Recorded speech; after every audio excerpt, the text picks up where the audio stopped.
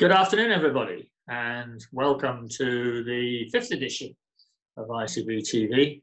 It's not perhaps the best title for it, but it's the only one that we've come up with at the moment. It seems a shame to waste any time changing that at the moment. So welcome to you all. Again, we've got a good crowd of you on today. Start asking questions as soon as you're ready. We will get the scroll up on the screen. We'll start answering. I'm not with Jackie today. Jackie is working from home. She's listening in, but she is finalising some answers to your questions. They're all going up live onto the hub.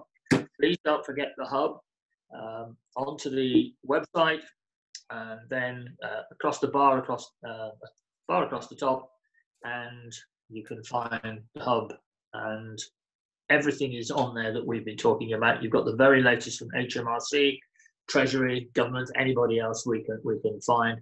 That's under resources. And then COVID, and that will get you to those questions and answers.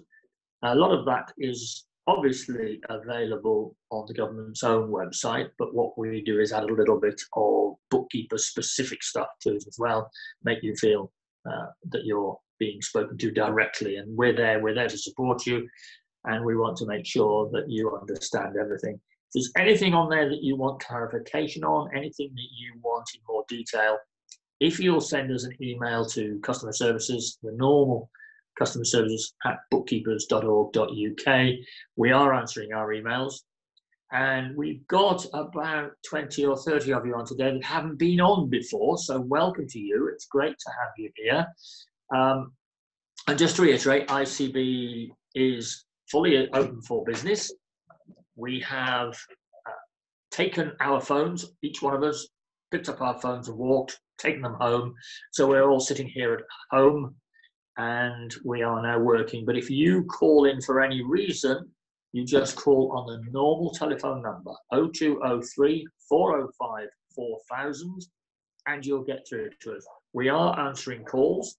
And you shouldn't really notice much different because we've got one of these fancy web phone systems. So wherever we are in the country, we can pick up a phone and answer if it's ringing.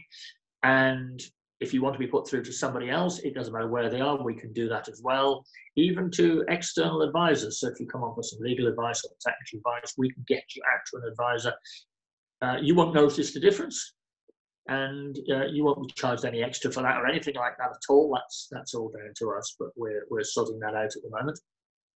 And the offices are open normal hours, 8:30, 5:30, and we are trying to be as normal as possible in these very strange times. I'm sure you're all trying to do the same. So a few things happened over the weekend, I think. I think the one surprise for me was that it has been reiterated again that we might actually be waiting until the end of August, beginning of September for this to die down. Nobody's really quite sure. But I gather that people distancing themselves, keeping themselves locked away is beginning to make a difference. Although I gather we won't necessarily see a drop in the unfortunate death figures for a little while yet, because it takes a while for it to come round. So I'm hoping that those figures do drop very quickly.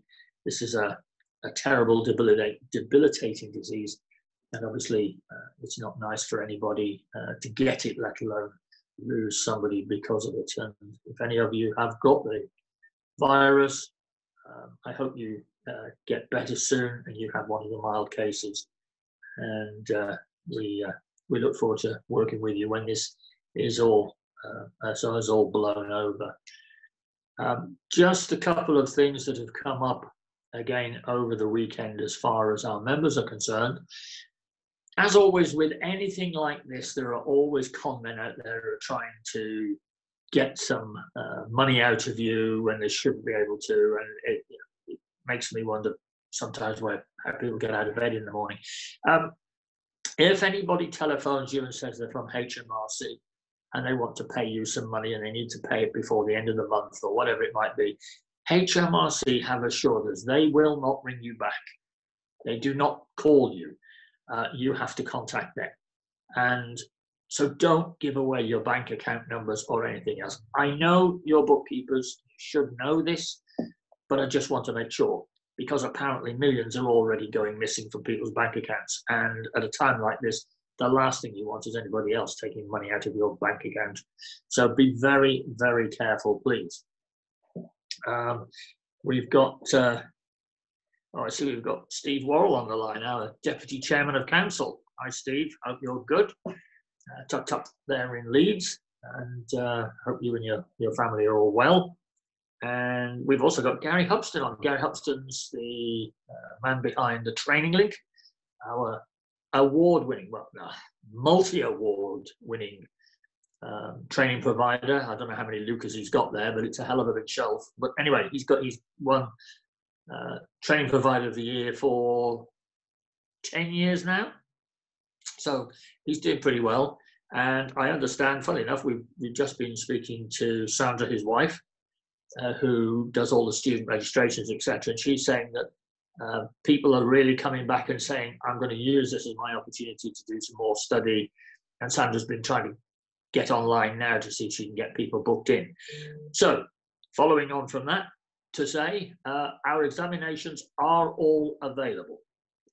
We, some years ago, took the opportunity to invest quite heavily in our examination system so that everything was online. Everything is immediately available. Everything, once you've taken your exam, is immediately resulted. It's absolutely fantastic. It's a brilliant system. It's a world leader. And we offer these examinations right the way around the world. In fact, over 134 countries, at least one person has taken our exam. And so they are all available to you. Now, what the M8 examination, so that you could finally become a member, was a Pearson VUE Centre exam. And many of you will know that Pearson VUE Centres have been closed because of the social distancing and the need to not get together in groups. But in order to make sure that you have got an exam where we can see who you are and what you are and what you're doing, we now have a proctored exam. It is going to be available by, I believe, Wednesday. We've signed our life away, or actually your lives away probably as well. So they're ready to go. So if any of you is waiting for the M8, contact the office, phone or email, and we'll give you the very latest. But you can book already and make sure you're in the queue. But as soon as that is available, again, it will be a immediately available exam, any date and time to suit you. I remember when we first started this organisation 25 years ago, the exams were far more regimented than this. We had, to begin with, one exam a year, then two, then eventually three. But we had to put all the papers out to the centres. We had to find centres. We had to get the papers back, then mark them and everything else. That's all done by computer now. That doesn't mean the exam is any less rigorous than it was. In fact, we can look at themes. We can look at the way people are working through the various exams, far more comparisons. So big data is certainly helping us, making sure that we maintain our position as the premier bookkeeping organisation, because obviously you can say that you're not just bookkeepers, you're ICB bookkeepers, and no doubt that's what you think gives you that edge. We certainly believe that. I'm talking to small businesses as I do on a regular basis. ICB's reputation is growing exponentially. And actually, I think if you do what you do well, and you continue to do that through this lockdown, when we come out of this, you will be heralded as one of those people, one of those groups of people who've actually helped small businesses and micro businesses through all of this. And therefore, I think you'll have friends for life, hopefully. We've also got Kirsty St. and Julian McKenna on, council members. So we're pretty strong with council members at the moment. So I'm better mind my P's and Q's.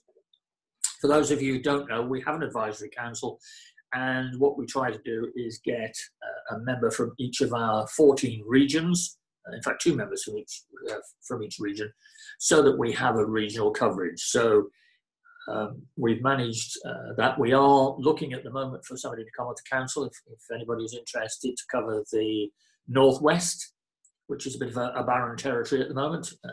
Somebody moved on and we haven't replaced. We've got elections coming off in May. So we are looking for somebody in there. It's at the moment it's attending a council meeting virtually, like this meeting we're having now.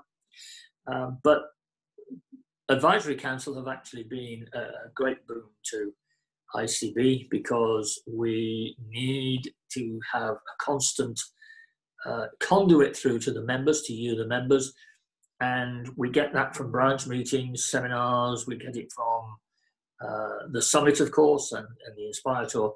But it's also great where you can have a contact in your region, in your area, that you can email if you've got a specific question that is relevant to wherever, Leeds, let's say, like where Steve would be, or Scotland, or Wales, or Cumbria, or wherever it might be. And then that filters back into the council. The council then meets on a regular basis. They invite either myself or June or somebody from the executive to come into that meeting, and they give us their thoughts. And what we also do is put any things to them that we want advice on or guidance. And, it's been a very, very useful set of people to us. So thank you very much to the council members.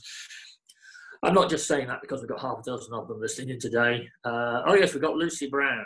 Yes, she. Those of you who saw this on Twitter, etc., her son was looking extremely smart, as I'm not at all surprised he would. He was wearing a pocket handkerchief, which apparently she said she's getting that from me. So I have got my pocket handkerchief today in regal purple today. So it is there. It's just you're not seeing it quite on the screen. That's something I've done for years, and no, before anybody asks, it's not because of David Beckham. David Beckham wasn't even thought of when I was wearing a pocket handkerchief, which I hate to say I'm that old. But anyway, a lot of waffle here. One of our guests today, as I say, we don't have Jackie here, but we do have Amy Copeland on the line. I don't know if you're there. Amy, say hello. Hello there, I'm here. Very good afternoon to everybody. You probably might hear my kids squealing around in the background. You will, I'm sure most of you be used to that kind of noise anyway. So I'm going to keep myself on mute unless I can be useful. All right, well, I'm sure you can be useful shortly. We'll talk to Amy in a minute because she's got some things coming on for later in the year. Because we're obviously, we don't really know what's going to happen for the rest of this year, which very much is suck it and see. But we believe that by October, November, you're probably going to have been stir crazy for a long time. You're going to be out there and you're going to want to meet people and see somebody other than your family for a change. And so we are at the moment planning to go ahead with our summit. We can talk to Amy about that in a minute, but that's sort of mid-October. So it's, we're working on the basis that it's going to go ahead. We're moving it to the Hammersmith Novotel, the big Novotel there. It's got a specific side to the whole complex, which is just designated for conferences. It's all on one floor. It's brilliant. It's fantastic. It's about 10 minutes tube ride, I think, from most of the main stations. So it's fantastic. That is for communication. And those of you coming in from Heathrow, it's about 15 minutes the other way. So it should be great. And it's one of the most popular centres in London for conferences. And we were lucky to get a spot.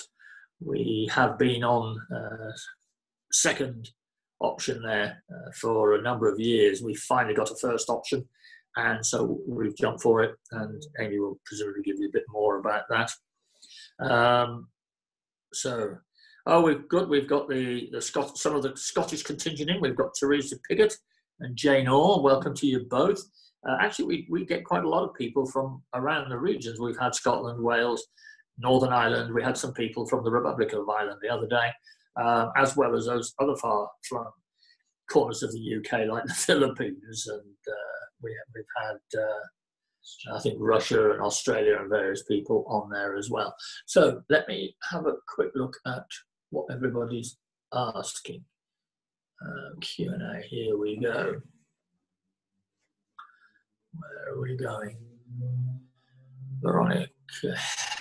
Yeah, Veronica, hello. Does anybody have sound? Well done, Helen, for answering that. For trying to help her out. Trust me, some people would think that without sound it's a lot better, but never mind. Right, hello. If a client pays 80% of an employee's salary in March as a result of furloughing, does this mean the employer can only cover 80% of the 80%? Yes, that is correct. We've had a clarification on that. Originally, we thought that the employer would be able to reduce the amount to a lower level, but still claim 80% of the original. But that isn't the case. It's 80% of what you pay them. So that's our understanding at the moment. To be honest with you, I think government has done pretty well at the moment, regardless of which side of the fence you sit on. I think they've done really well. But my usual contacts at HMRC and at the Treasury are basically incommunicado at the moment. They're all working all sorts of very strange hours to get this stuff operational, because I don't think they know quite how to get it done sometimes. Everything's got to be created from new. Everything's got to be legislated for. So I think they've got most of the law side of it through now. But then Whitehall has been filled with all sorts of new forms it needs. It's not done this all before. So I think you might find a few tweaks and a few changes as we go through. But generally speaking, you know, they're hoping to have forms for completion out within the next week or so. But getting the money out to everybody is going to take until the end of April, beginning of May. And of course, the self-employed, they're still talking about June. So we'll have to see how that goes.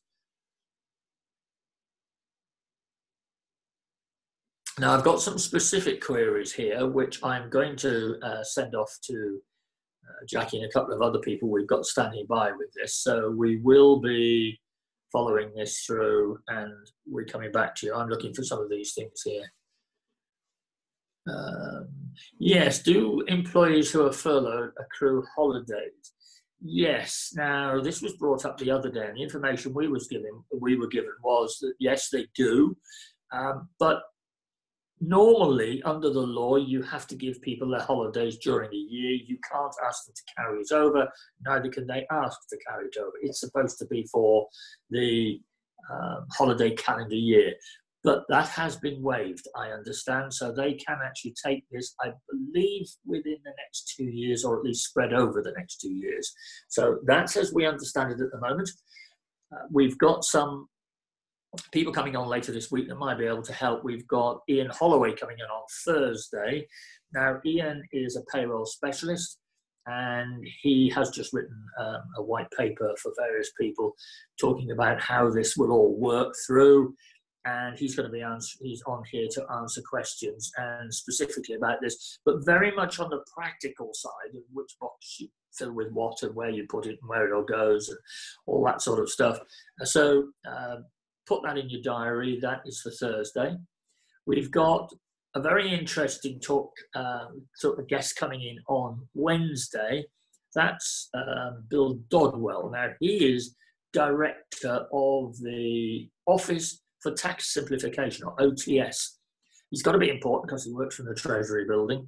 And we've done some work with Bill in the past, but he is going to come to talk to us about what he thinks might be the outcome of this current lockdown and these huge changes that we're going through at the moment. And the fact that perhaps it might be that government will try and introduce slightly different taxation rules as we come out of this, because this now offers the opportunity. And they're very much looking at simplifying tax, as the office name would suggest. But also, I think there have been a lot of calls from businesses, certainly over the last week, where directors are paying themselves a minimum wage and a huge dividend. Can I claim furlough? Can I furlough myself and get 80% of my wage plus my dividend? And everybody's been told certainly not, because a dividend is paid to a shareholder rather than a director, although they may be one and the same. But I think that that is something that government has been very concerned about in the past, that people were holding over these huge amounts of tax that were due to them. So I don't want to preempt what he says, and I've certainly got no inside line on what the government thinks. But I just want to, I just think he's going to be an interesting man to talk to. So that's 3 o'clock on Thursday, and then, as I said, Ian Holloway on payroll is 3 o'clock. Sorry, Bill Dodwell is 3 o'clock on Wednesday, and Ian Holloway is 3 o'clock on Thursday. Just have a.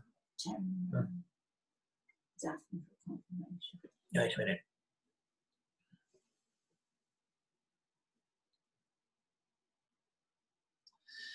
Right. If a partnership has taxable profits above 50,000, but the partner's profit share is below 50k, are they eligible to claim the income support scheme grant? You're taken as individuals if this is under the thing, I believe. That was the information that I had last. That's come from Jay Snell. Thank you for that, Jay. Because they're now treated as individuals within that partnership. So I will wait to see if we can get further clarification on that, but that's all. That's how I understand it works. Gary Terry Ram was asking for 80% confirmation. 80% of 80%. Yeah, I think Terry Ram. Hi. Hello, Terry. Confusing the way you explain that. It is 80% of whatever you pay. But you can't change a contract. No, if you want, that's, yeah, the thing is, this is where it gets a bit complicated. You can't suddenly pay somebody less than they're entitled to.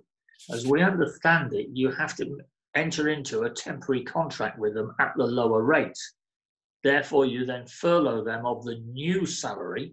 So that's 80% of that newer salary. And that's something you need to negotiate with them. So you're going to be paying 20%, whatever happens. I don't think that's correct, actually. I think really? The 80% calculation is based on the salary as at 28th of February. And that is what you will get reimbursed with. But then if you negotiate with your employee that they will then only get that 80% of their salary as at the 28th of February, then you only pay them 80%. It's not 80% of the 80%. So you can effectively pay your staff 20% less as long as you have negotiated it with them. And it is only if they are not doing any work and they would otherwise be made redundant, obviously. Yeah, okay, I agree with the last one. I think it was reading the terminology this morning. I thought it sounded as if it was going to be different. Again, we'll have somebody on the line who will give us make sure that is right. Jackie, if you're listening, drop me a quick WhatsApp or something in to see if that is your understanding of it. Certainly what Amy has just said is how we understand or understood up to the weekend. That's how it's going to run. So perhaps we're just misreading something. Amy is the one that's been rewriting all of the government information and putting it up on the web. She's also been working with Jackie to make sure that Jackie answers all your questions, and that goes up on the hub as well. So she's getting to know her stuff, which is pretty good. It's been a fun challenge, actually. From your head of communications, it's good if she knows what she's communicating. I'm not an expert, but what I am doing is just sort of trying to collate and understand all of the different bits of information that are coming through from the government and how they're then sort of interpreted on various websites. And with all these things, there's like 3 different government sources and different pages. And yeah, the answer is you have to make up the straightforward bit from all of it. Okay, that's great. So the rates you pay from the 1st March to the 22nd March. Furloughed on the 23rd. Okay.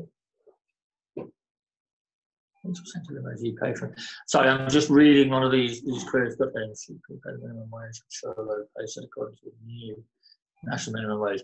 Actually, we're waiting for clarification on the national minimum wage because we have a lot of apprentices on our books as well, and of course they have. A lot of those have been furloughed, and we're trying to find out what it is that if they still have to have the minimum wage, because the majority of them were on a very minimum wage anyway. But we haven't had clarification of that. I put something into the Education Department and to the Treasury, so I don't have an answer on that yet. I'm hoping I will get one back very shortly.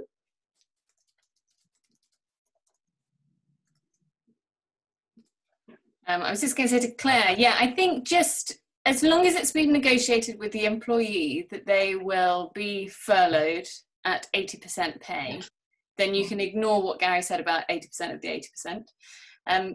But also, yes, you get, on top of that, you get employers' national insurance contributions and pensions, but it's only the minimum pension contribution. So if that, again, is, I guess, subject to negotiation with the employee. But if, say, for example, you're paying more into the pension than you legally have to, that will not be reimbursed by the government. Okay. Right. Now, the other thing is you have to remember something that has come out just as a brief mention this morning.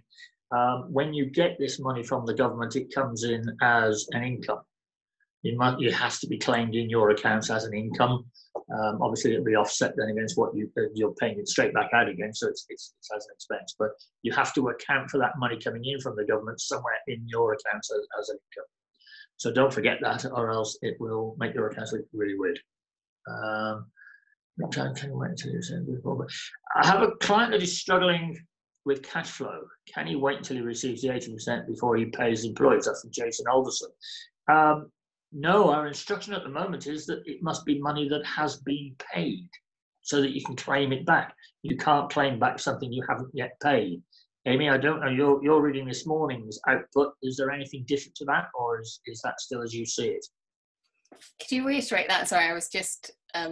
Yeah, you have to have paid the money in order to be able to claim the 80% back. You can't claim it and then hold on to the payment to the employees. Or at least, obviously it's got to go through the books for you to be able to claim it. Yeah, I mean, I think you're kind of stuck because no one's getting reimbursed yet. You're just waiting. Yeah. But you have to pay your staff. Yeah, and I think that's why they're sort of saying that you should try all the other routes, try the business interruption loan scheme, etc., to try and get some cash flow help in the meantime. If any of you have got experience of the business loan scheme, I'd be interested to know. The original comments were that obviously all directors were being expected to put up personal guarantees. The government very quickly squashed that, and we're told now that's not the case. But the banks are being careful, obviously, only to lend to going concerns. Therefore, they will be pretty strict on deciding who is eligible for this money. And, we always said about money from the bank, said it many, many times over the years, the only people who can borrow money from the bank are those that don't actually need it. But I'd be interested to see if any of you got an experience of this working or not working, or difficulties with banks, or are the banks actually being really, really helpful in this time as they're expected to be and government is hoping they will be, and it's all working well? Just please let me know. Now, I've got one here from Helen. Is business down? Could it be? How much of it? No, she's answering somebody else's question.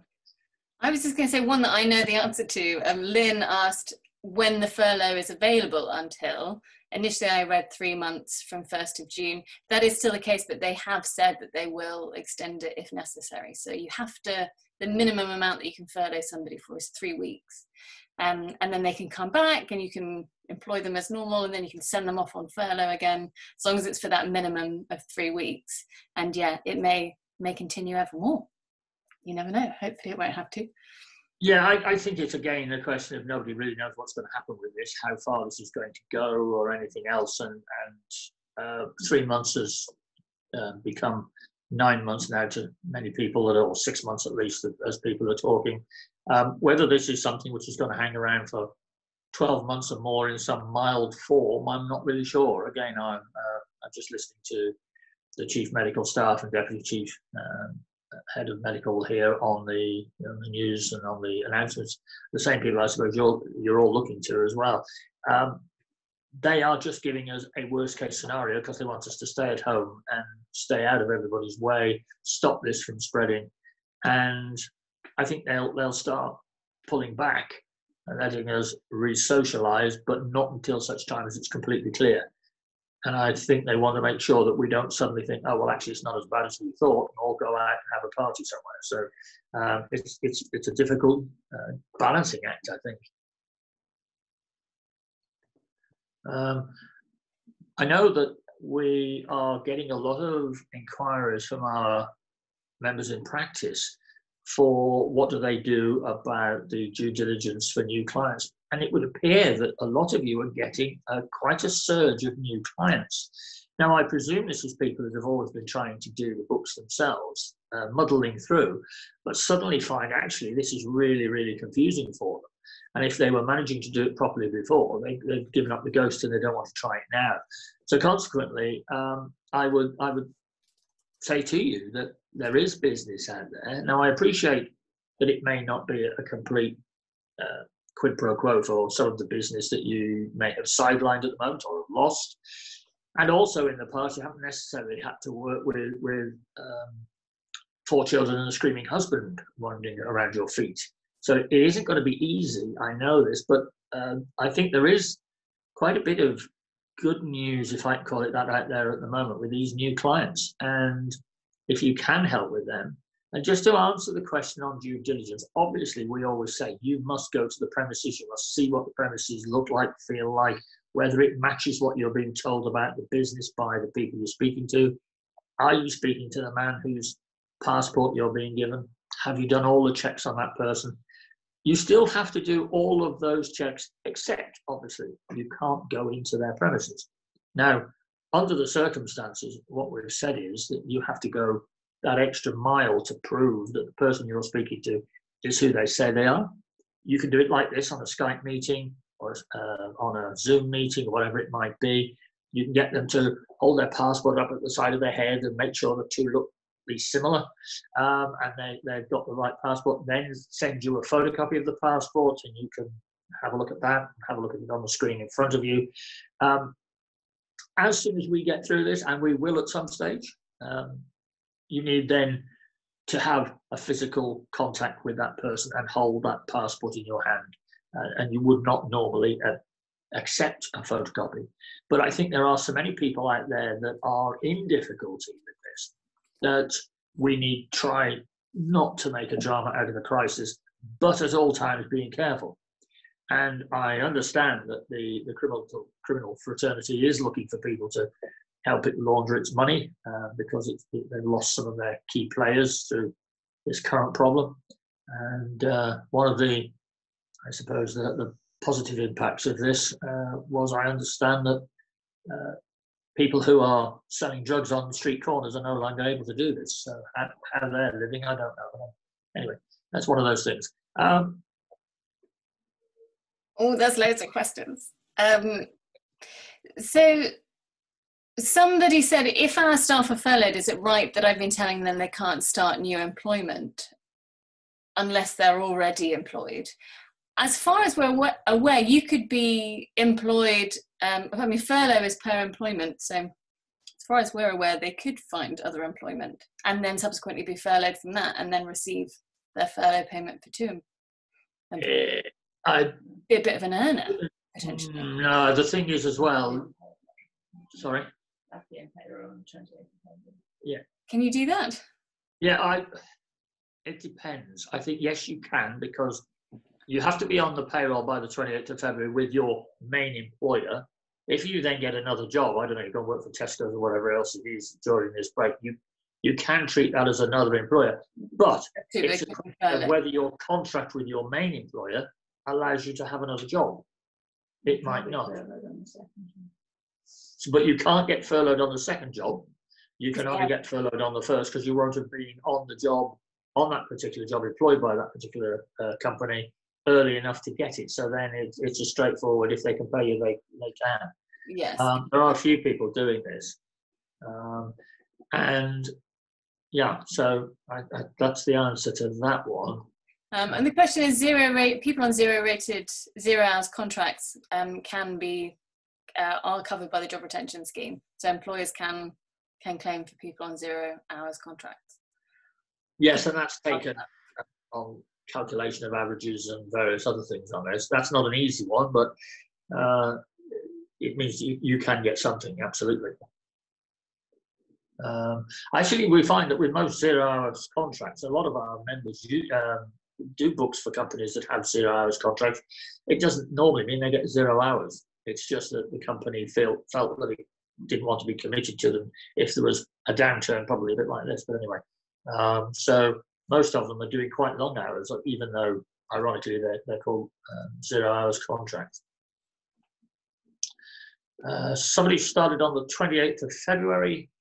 How do we work his furloughed wages? The cutoff date for being furloughed is the 28th of. Well, basically, he can't be furloughed because he won't have had the actual for that one day. Okay, I can't see that would work. He'd have to. On payroll. If he's on the payroll on the 28th, can I check on that? Can we get a check on that? Because these are these strange questions that we're getting asked. If he's classed as definitely being on the payroll on the 28th and he is entitled to being furloughed, then he would get the 80% of whatever he was offered and joined on. I appreciate it's difficult for somebody like that gives up a good job to go to what they think is going to be an even better job. And they unfortunately pick just the wrong time to do that. And so their ex-employer is not going to want to furlough them because he's already left. And the new employer is going to have to start paying somebody who's not doing any work. It's a difficult one, but that's the way that pans out, I think. Ooh.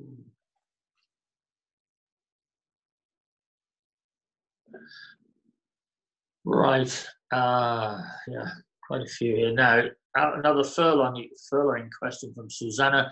Can an employee whose wife has terminal cancer and has received a shielding letter be furloughed or even receive SSP? Neither the employee nor his wife have coronavirus symptoms and work is still available for him. However, understandably, he feels he needs to self-isolate with his wife. He can apply to be furloughed. And I think any decent employer would surely do that.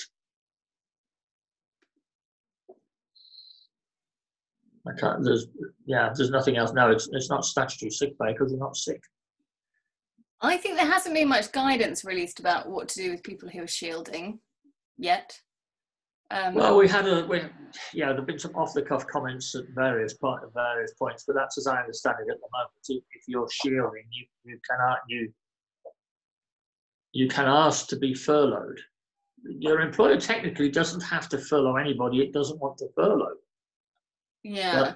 But, I mean, and also it's a question of if you're not volunteering to be furloughed, can your employer furlough you? Because I think that again would be a question of discrimination, wouldn't it? But I don't think there's been much guidance on what those what those shielding people do for their income. And I think it's because it's relatively recent. It's the 21st of March, wasn't it? The weekend before last, where all these letters went out and said you've got to shield for 12 weeks to various vulnerable people. They're going out at the moment, I think, aren't they? Some have gone out, some have 5 million letters or something with it, or 1 million, something like that. I'm getting mixed up with my millions. There's millions and billions being bandied about all over the place. And yeah, it's one of those. Now, one of the things that came up this morning on one of the bulletins, I mean, there's pages and pages of this stuff coming out, is you have to be careful with standard employment law. And you can't, for example, say, right, well, I'm going to furlough only the women, or I'm going to furlough everybody who's pregnant, or I'm going to furlough everybody that's, under 4'6" tall. You've got to go through the normal rules. You've got to stick to the employment rules, and you can't be seen to be doing something which is in any way contrary to the normal rules of what do we call it? I'm being passed something here by my erstwhile good lady, the lovely Joan. It says here, employees on unpaid leave cannot be furloughed unless they were placed on unpaid leave after the 28th of February. So if they're already off on unpaid leave, they can't be furloughed. Employees on sick leave or self-isolating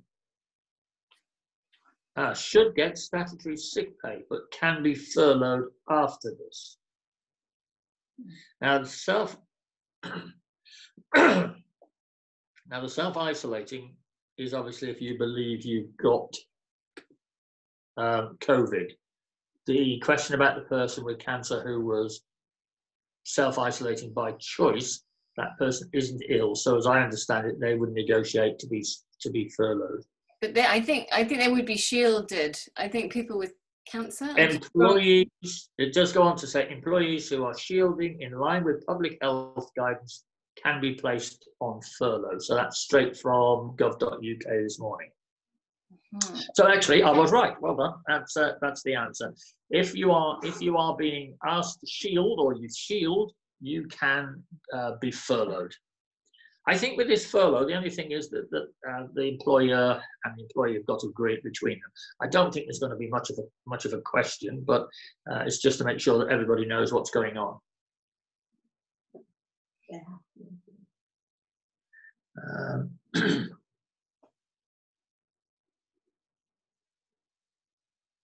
Right, answer live.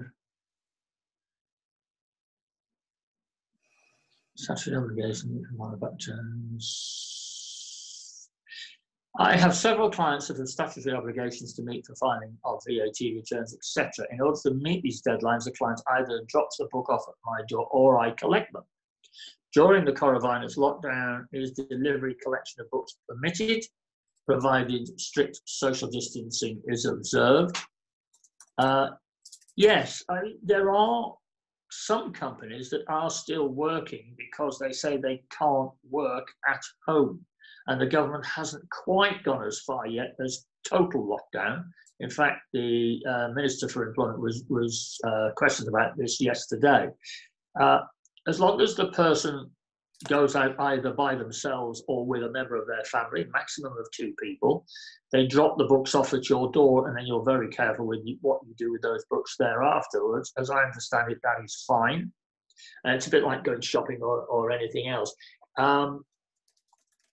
The information that was given out this morning about taking post or something like that is that you can wipe it down with some sort of disinfectant cloth or something like that.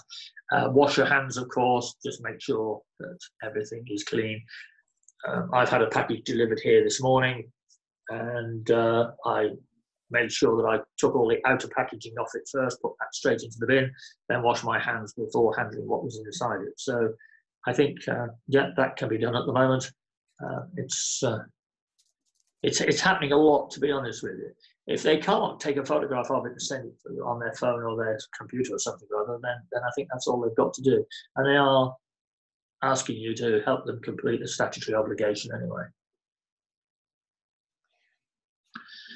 Karen has, that was Andy, and Karen has very kindly said, is it possible for your clients to scan the documents as a PDF file and then email these to you? Yeah, I mean, people are finding ways of doing this.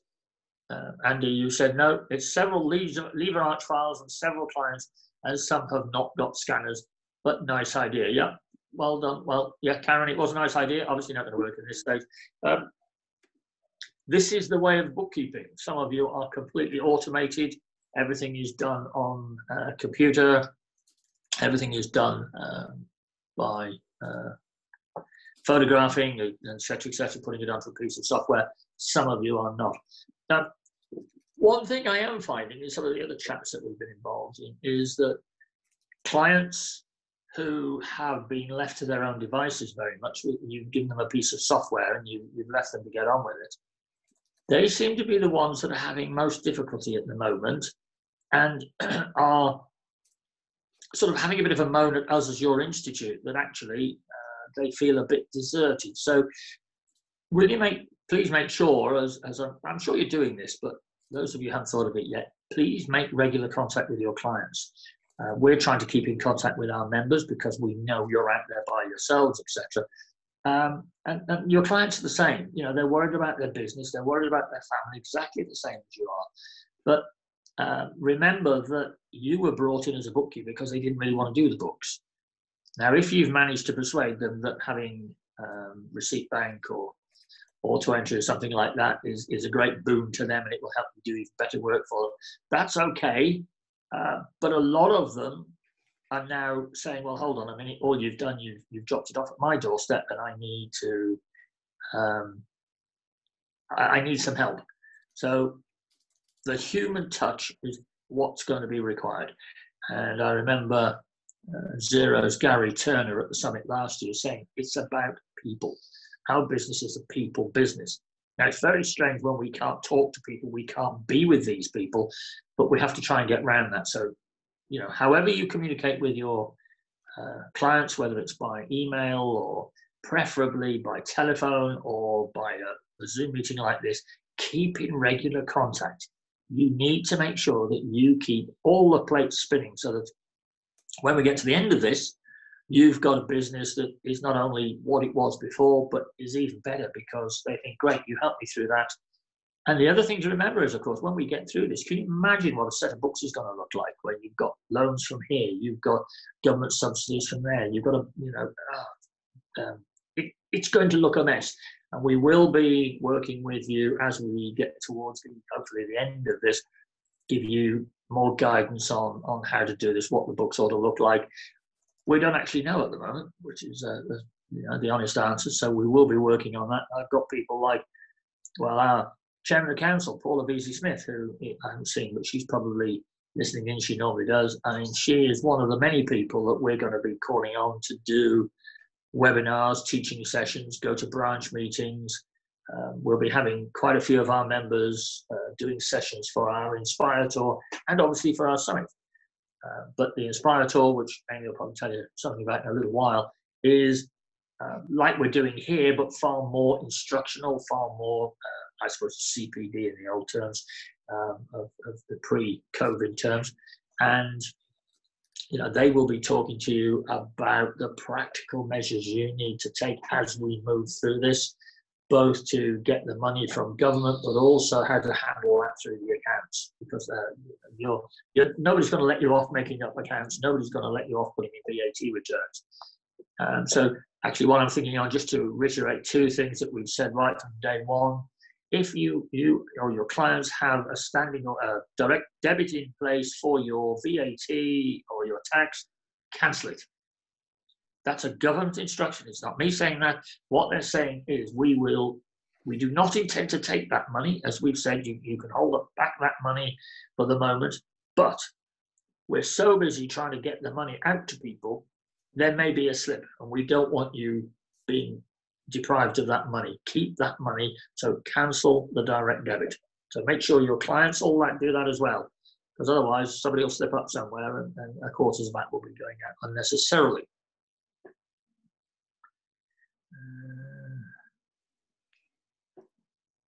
Just to say that Janet Haynes has asked again for clarification on the 80%, saying that the ICB technical support line said it was 80% of the 80%. I mean, that is categorically untrue. I'm just going to say it very clearly.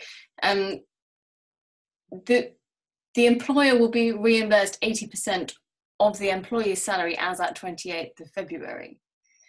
And then they can choose to only pay the employee 80% of the salary as at 28th of February. I mean, many employers might choose to just keep paying them the same. Right, I think you might be confusing people a bit there. So it's the salary that the person was on the 28th of February. But they will get 80% of that. The company may negotiate with its employees and say, I'm only going to pay you 80% of that, but they will already have paid it. I mean, from 1st of March onwards, the government will reimburse employers 80% of furloughed employees, and that 80% being whichever is lower, 80% of their salary, or £2,500. Yeah. Okay. And as long as it is negotiated with the employee that they're taking a pay cut, then there is no obligation for them to increase it to 20%. So it's a basic, I guess, to clarify, the government is not reimbursing you what you end up paying your employees from 1st of March. No, it's paying you what you were paying them on the 28th of February, yes? Yeah. So we will speak to the technical support line and just double check that that is how they understand it. Because if that is what they have said, then I think that is the wrong information they've given you. I've just seen an email here from Faith. Sadly, just seen an email from a client saying their customer has added an extra 60 days on top of the normal payment terms. I see this as being the normal shortly. Well, I think you need to go negotiate with that person. At the moment, everybody is only back. We are saying that this could be a 3-month lockdown, or it could be a 1 month. We don't know yet. I mean, that's 60 days. If that's going to keep that supplier going, I can see what they're doing, but at the same time, it's going to cause problems for your clients. And you need to have that negotiation over all payments just to make sure. That is a difficult one, but it's so individual to how the business is run and how your client is running, whether or not they're still running their business or whether everybody is furloughed, in which case the government is paying the salaries, but presumably you've got not many costs coming in, and hopefully you've got a bit off your rent or rates, etc., etc. That's a calculation which you as an ICB bookkeeper should be working with them to sort out. Earn your fee, as they say. I'm hoping you can do that for them. A quick one from Andy, who's asked if you have a client who finished self-employment and then became employed at the beginning of this year, can they claim the self-employment income with the self-employed income scheme?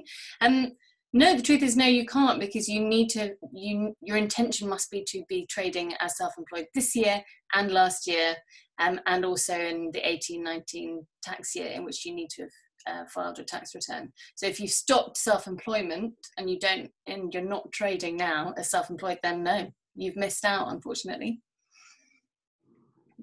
But obviously, Andy mentions that this person is being furloughed, so they're not losing all their wages, luckily. Right. Someone's just clicked the wrong button, apologising. But anyway, if an employee is re-employed, can he be furloughed? Yes. Yes, provided he was on the books on the 28th of February. He's coming back. As long as it's, I think a lot of questions will be asked afterwards as to whether or not it was a proper contract and everybody was being paid the right amount, and this wasn't just a way of, for want of a better term, fiddling the system. So everybody's going to have to look after that. And you as a bookkeeper, you need to be aware of what this actually looks like from the outside, what HMRC are going to think of it. So you need to feel comfortable with anything like that if that's what you're doing. Now, Maggie, I will get this answered and brought up onto the hub. When we have employees paid a monthly car allowance paid in with their salary, is this included in the 80% calculation? If it's a named benefit, the car allowance over and above their normal salary, then as far as I'm aware, it won't be. It's only their actual contracted salary. I'm not sure what happens about the car. That's a difficult one. I'll see if we can get a bit more information on that. But as far as I'm aware, it's like any expenses that you get as a standard or anything else. That's all over and above, and it's up to you to try and get the employer to pay or to continue to pay the car allowance.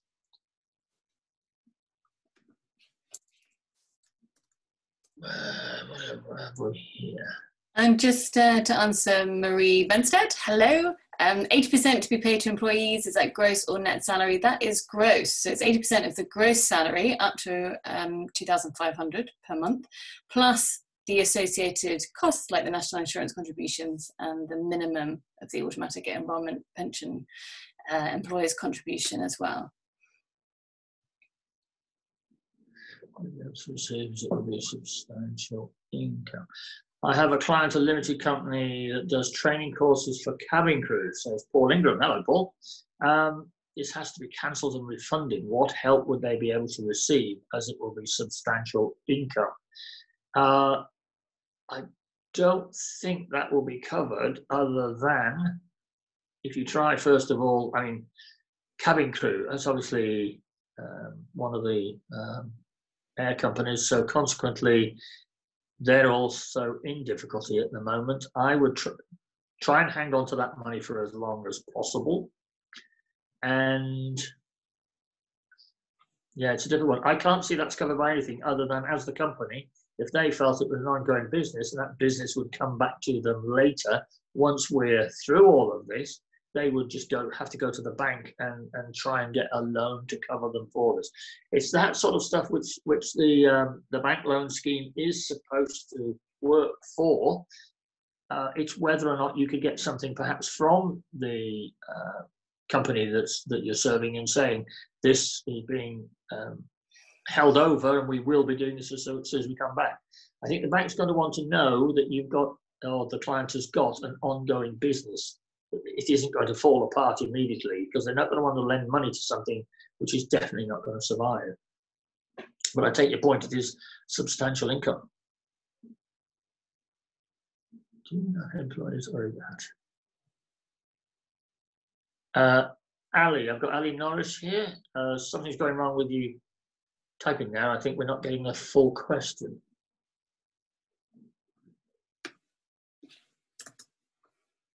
I take a tech PA job for a few months or so.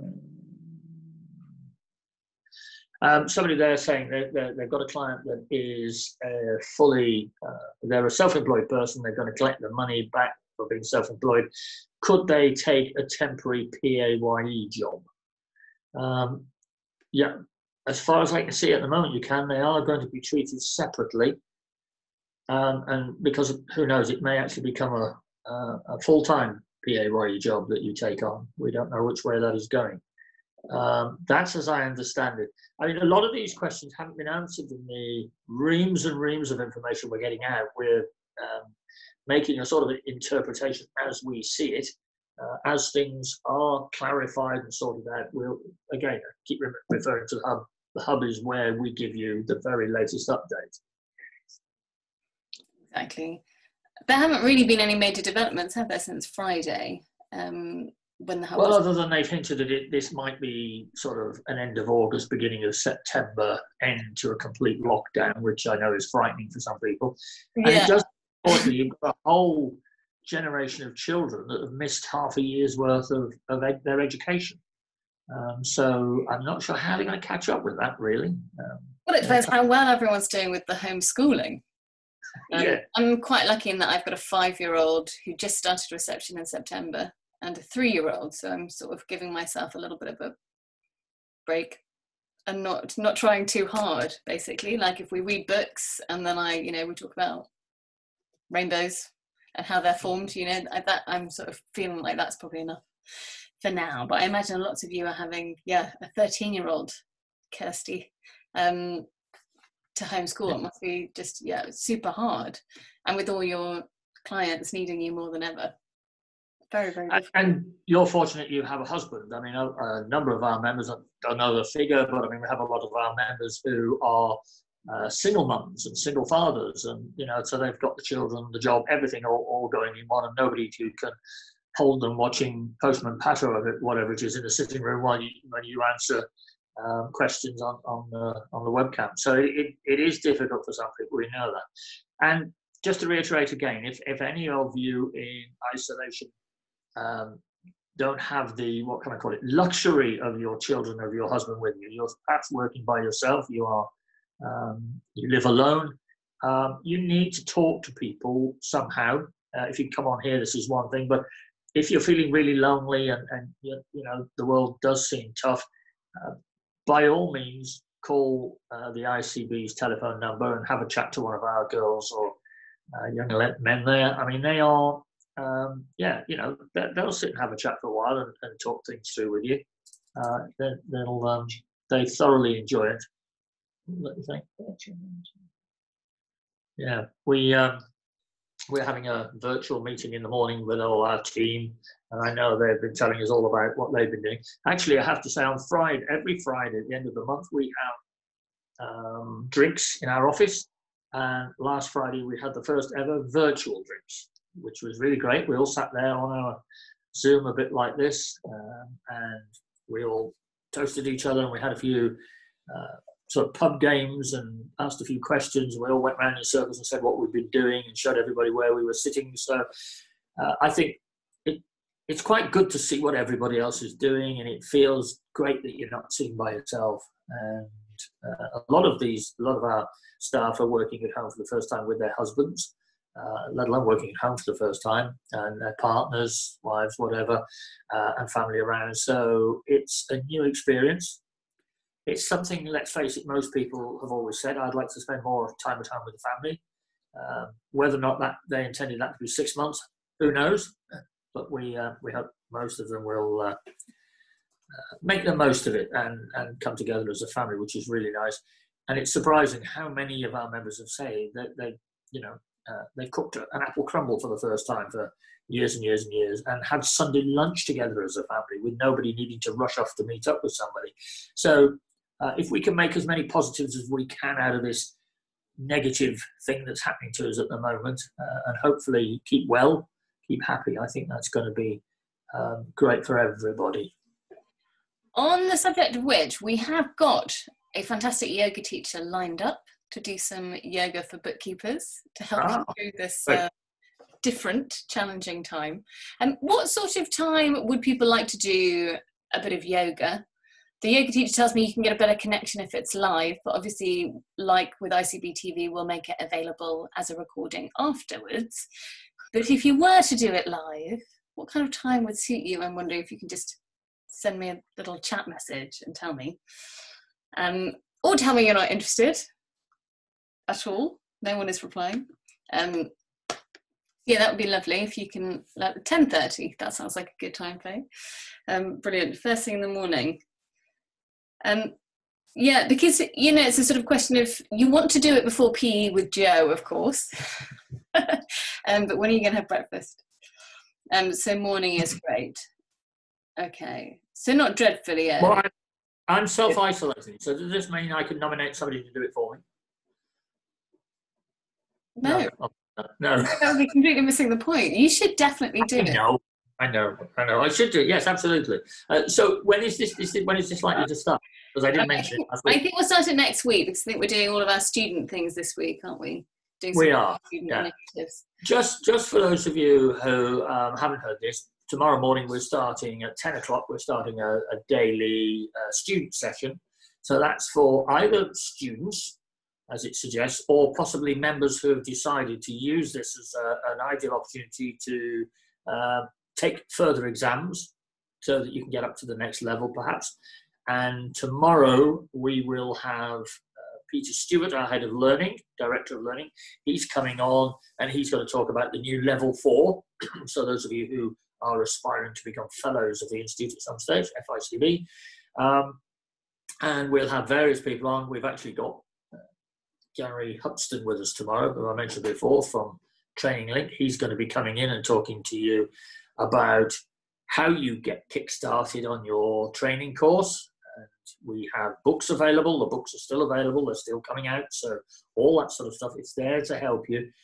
Now, in the past, what we've said is that if you have taken an exam and you haven't done anything else with us for at least 2 years, you sort of have to start from scratch. Now, because we want to be as encouraging as we can to people, we're saying now that we may not have heard from you for up to 5 years. There is a route back in. Now, you'll obviously have to do something to prove that you still know what you're doing, or we'll do some form of warm-up exercise, let's call it that, as we've been talking about yoga. And we'll make sure that you remember everything, and then we'll decide from that whereabouts you next need to start. Now, our syllabuses have changed over those 5 years. We have a slightly different syllabus. It's virtually, bookkeeping is bookkeeping, so it's virtually the same thing, but it's got a different title. instead of B1, 2 and 3, you're doing A1, 2 and 3, for example. It doesn't make a great deal of difference, but we will explain all of that to you. So if you are interested, please join us tomorrow morning. But if you can't get to us tomorrow morning, but you are keen to do some restudying, if you'll call us on the office number 0203 405 4000, somebody there will talk to you and tell you how to get started. It could be your materials are stuck in the attic somewhere, covered in dust, or the dog's eaten them, or whatever. Or yoga mat, probably.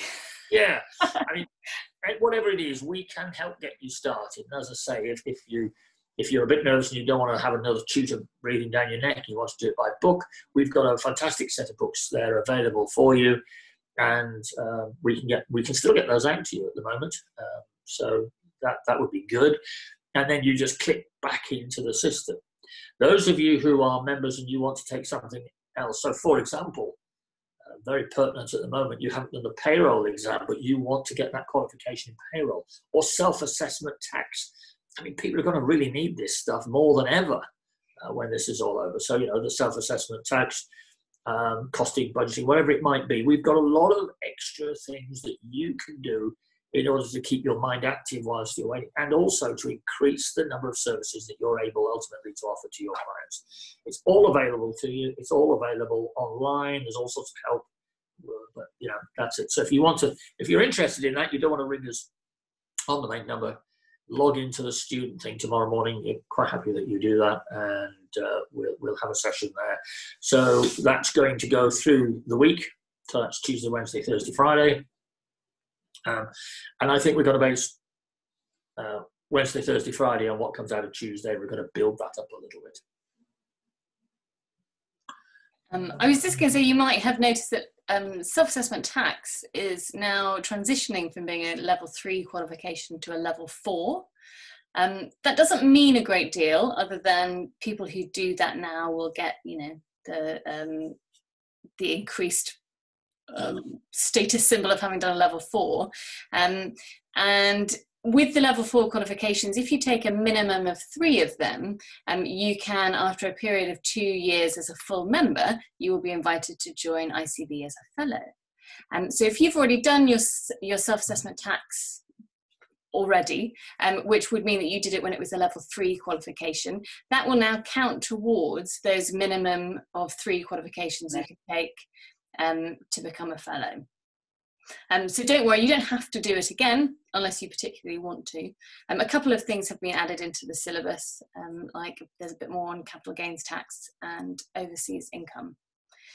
Another question here about, have we got a furlough letter template? On the hub, there is something there that refers to a suggestion. Is that right, Amy? Where's the best? How do they find that?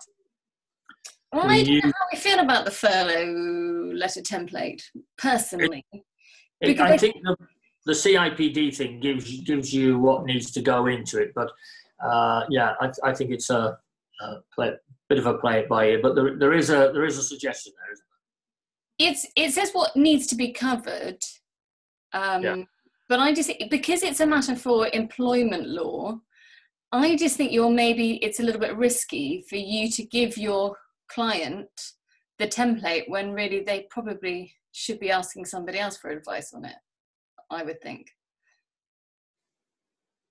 That's my opinion. And that's why we sort of haven't created a furlough letter template yet. Well, the furlough letter has to refer very much to what is held within the contract of employment of the person. So it's difficult for us to write something that doesn't potentially put you in conflict with the contract of employment. So you need to look at the contract of employment and how that is done. So we can make suggestions, but I think the main thing is that you've got to really look at what you're allowed to do as part of that contract and how you do that. So again, that's important. Now, if somebody is on maternity leave and comes back on the 1st of April and is immediately furloughed, what salary would her furlough pay be based on? And Katerina, you said, I would have thought it would be a normal salary, including any pay rises that had occurred while she was off. My understanding is, yes, as soon as she finishes the SMP, statutory maternity pay, she is treated as if she was in employment and is furloughed accordingly. Oh, excuse me. In the crook of the elbow. Fabulous. It's actually coming up to 4:15, and I think we need to draw this to a close at the moment. And we do have some more questions that are coming in. A lot of them are very similar to the ones at the beginning, and I know people joining throughout the hour, but we will take these questions away now. They've all been recorded. We'll get those answered by the people who know what they're doing, and we will get those put up on the hub. And just to reiterate against, the hub is on bookkeepers.org.uk, a normal website. And if you look at resources, the bar across the top, hit the one that says resources, and then you'll be led to COVID.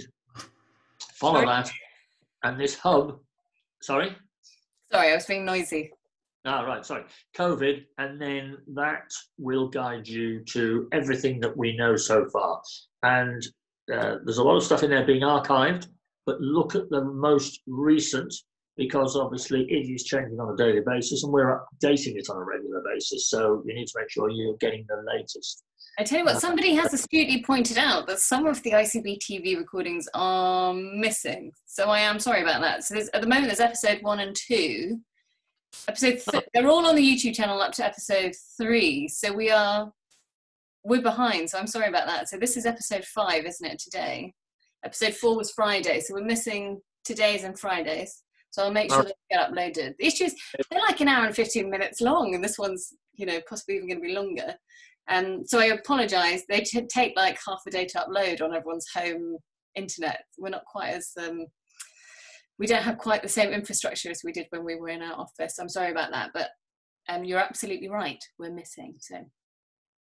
And yet I came out, unfortunately, without bringing with me my largest screen and my fantastic camera that sits on top of my computer. So I'm working from an iPad. So if I don't look quite as if I'm coming from a BBC studio type standard, that is why. It's we're all living by different means. And the thing is that I've had a conversation this morning with a couple of our guests who are coming on next week, and we've got various people coming on, but just saying that they think the way of working might alter forever following this. We're not sure. And one of the things that we have been discussing, as I said earlier, was the summit. And I think if everybody is on lockdown until September, August, whatever it might be, by the time of summit, you're going to want to go meet real people other than your family members, and have a talk, have a cup of coffee with people. I've noticed on the television I was looking at yesterday, there's pictures of restaurants and theatres and things that obviously the films are on. They don't realise that sort of stuff doesn't happen around here anymore. And I realised quite how much I miss that sort of stuff. I like to go out and do odd things, do strange things like that, as most of you probably do. But hopefully we all button everything down. We're very careful. Please be very careful out there. We don't want any of you catching anything. And we come out of this at the end. We have it as an experience to tell our grandchildren and great-grandchildren or whoever. And we go on to make something of it. And hopefully, somewhere along the line, we come out as a better country, a better world, and as better people. So thank you very much, all of you. I was going to say quickly what about the idea of the sort of the permanent effect, the long-term effect that this might have on us. And Rishi, the Chancellor, was potentially alluding to a little bit of tax system reform. I was just thinking you could tell everybody about who's coming on the show on Wednesday. Not Rishi, unfortunately. Not Rishi. No, I think he's a bit busy. Sadly not. I mentioned before, we've got Bill Dodwell coming up on Wednesday. Bill Dodwell is the director of the Office for Tax Simplification, or OTS. It's part of the Treasury. It's a government think tank. It's very highbrow stuff. But they look at ways of simplifying the tax system. And I think, reading between the lines, this current situation will be used as a way of getting through a lot of new legislation, because now that people are working this way, you can sort of almost prove how things work well, what things can be done. People would not have done this under normal circumstances. People work differently now. They will work differently in the future. And I think there will be certainly ideas put forward, possibly incentives and various other things. But I think they are going to take this as an opportunity, because a lot of this working from home, everybody says, will help the environment, will help us as families, will help the country. We'll wait and see. But it'd be interesting to see what Bill has to say. So that's 3 o'clock on Wednesday. Please don't miss that one. Otherwise, Amy was saying that some of you have said that not all of the programs are up on feedback.